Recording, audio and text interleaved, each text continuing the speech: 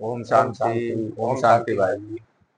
भाई जी, एक प्रश्न पूछना था। परम पिता परमात्मा बोलते हैं शिव बाबा उनकी मुरलियों में कि बच्चे आप निश्चिंत हो जाओ, क्योंकि अभी तक इतने जन्मों से तुम मुझे ढूंढते आ रहे थे, भगवान मिलेगा, कब मिलेगा, कैसे मिलेगा, कहाँ मिलेगा।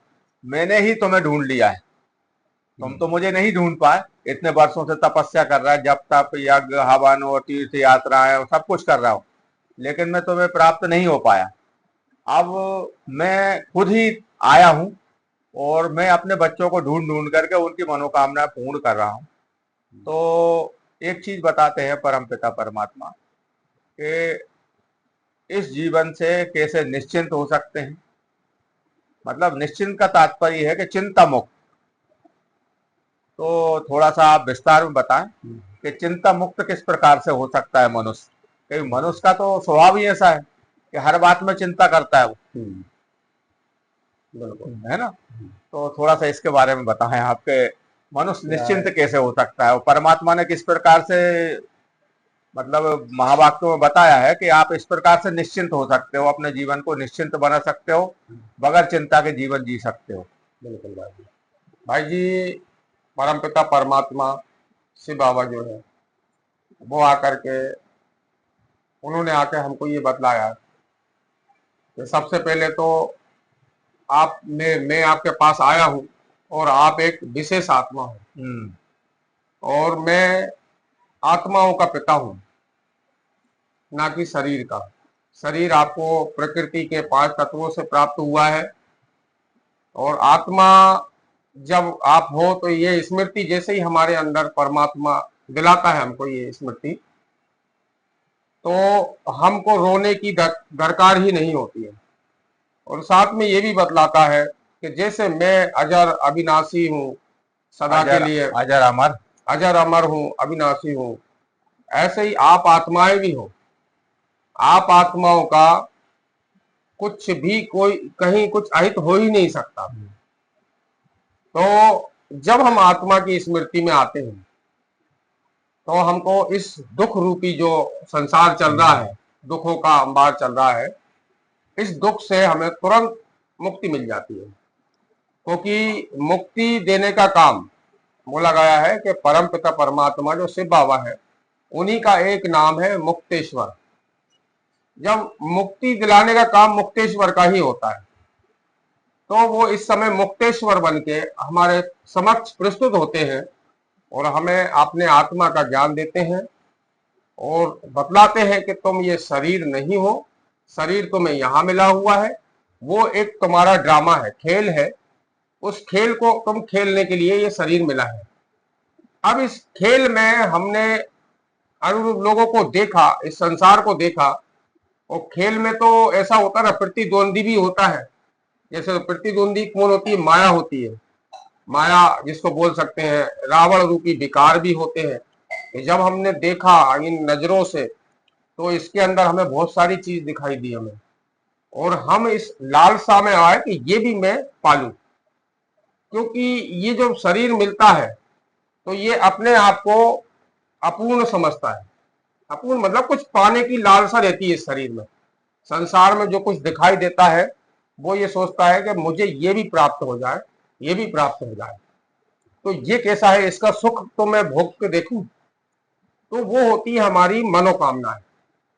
और परमात्मा बोलता है कि मैं तुम्हारी मनोकामनाएं जो है ना, उनको पूरी करने नहीं, उनको समाप्त करने आता हूं। और इस दुख भरी दुनिया में आज भी जब परमपिता परमात्मा आता है और वो स्वयं बोलता है कि बच्चे सुख की दुनिया में चलना है, इस दुख की दुनिया में बहुत रह लिए आप लोग, और इस मनोकामना रूपी जो आपके अंदर मकड़ी का लालच जाल भरा बना हुआ रहे। है, मकड़ी के जाल जैसे आप उलझ गए हो इसमें, तो इन जालों से छुटकारा प्राप्त कराने के लिए मैं आया हूं। इस रावण रूपी बंधन में छुड़ाने के लिए मैं आया हूं। आज बाबा ने बोला भी है मधुर महावाक्यों में कि जब हम उसके बच्चे बन जाते हैं ना, तब भी ये माया हमारा पीछा नहीं छोड़ती है।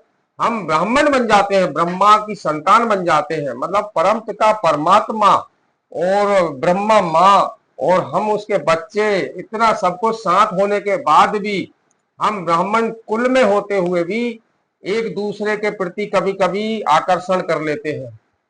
तो मतलब शरीर को देखा और उसमें हमको ये लगा कि ये तो हमारे लिए बहुत काम की है दीदी, ये हमारा बहुत अच्छा काम करेंगी, तो हम उसमें भी मोह बस परिवर्तन हो जाते हैं।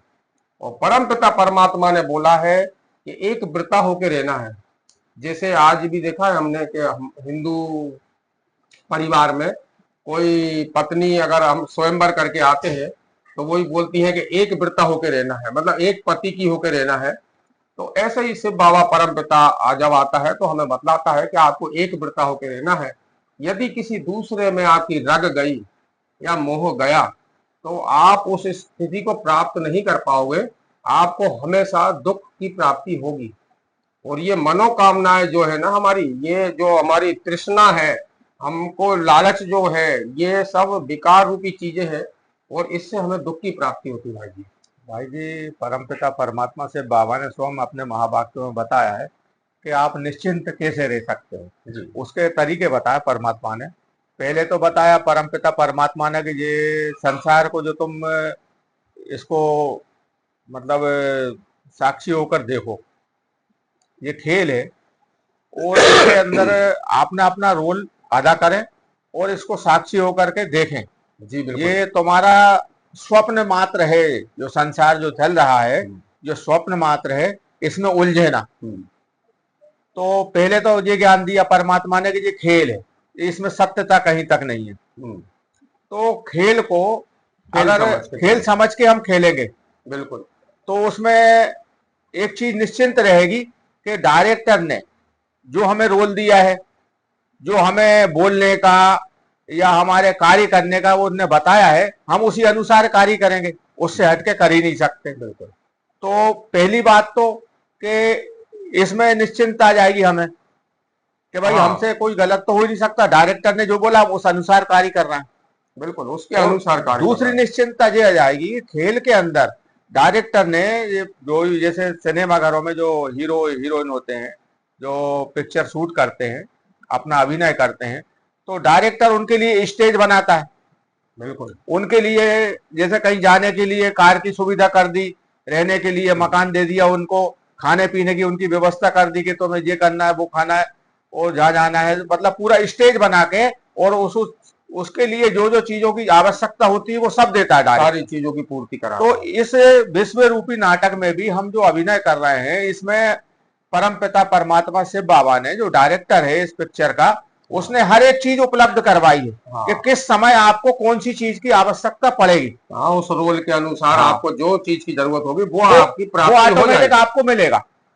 तो आप पहली बात तो यह है कि तृष्णा ना करें किसी चीज की कि मुझे ये चीज मिल जाए। आपकी स्क्रिप्ट में अगर वो चीज मिलना लिखी होगी परमात्मा ने, वो ऑटोमेटिक आपके पास आएगी और आपको सुविधा देके जाएगी।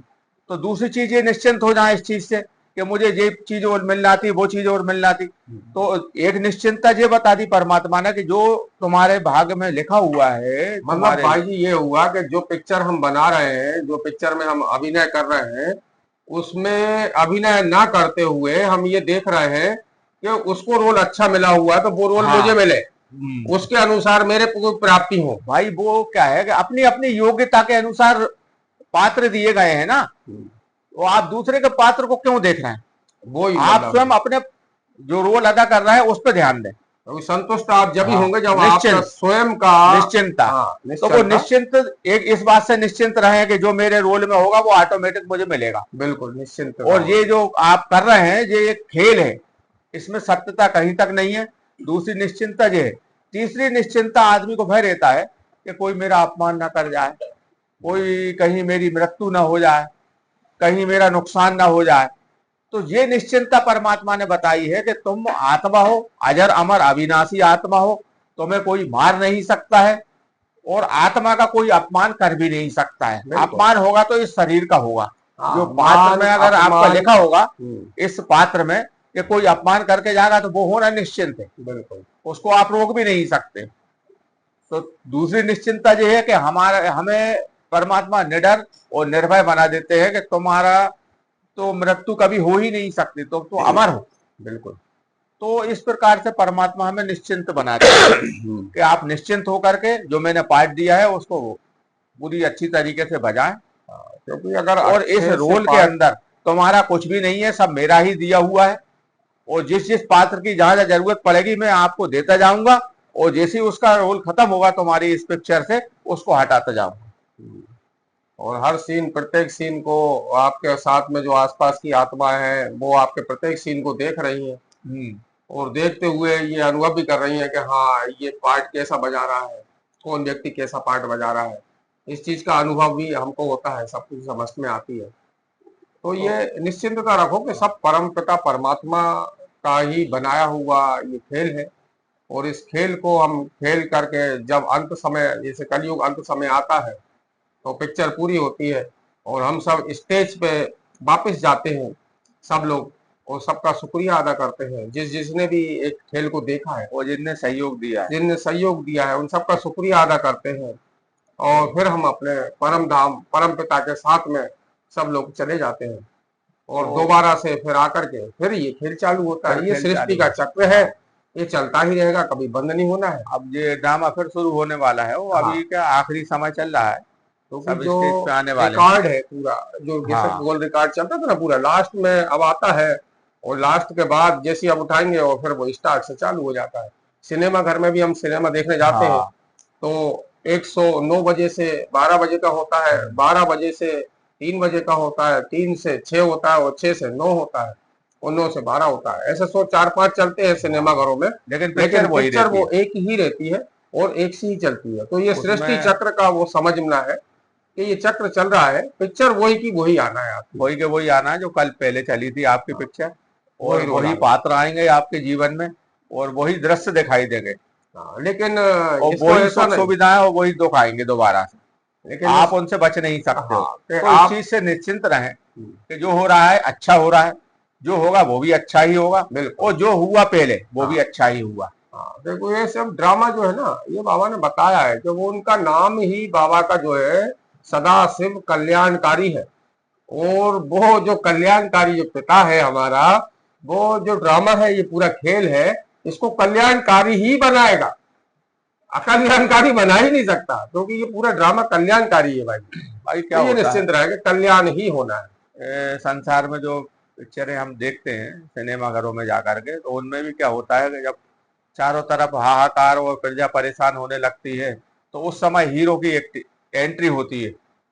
किसी किसी पिक्चर में हीरो की एंट्री एंड में होती है और वो आकर के पूरा सब कुछ सही करके और पिक्चर को खत्म कर देता है। तो परमपिता परमात्मा स्वयं एक हीरो है इस पूरे संसार का। जो पिक्चर बनाई हुई है वो आ चुका है, और वो जब जो आ गया हीरो आ गया पिक्चर के अंदर, तो एंड तो अच्छा ही होना है ना।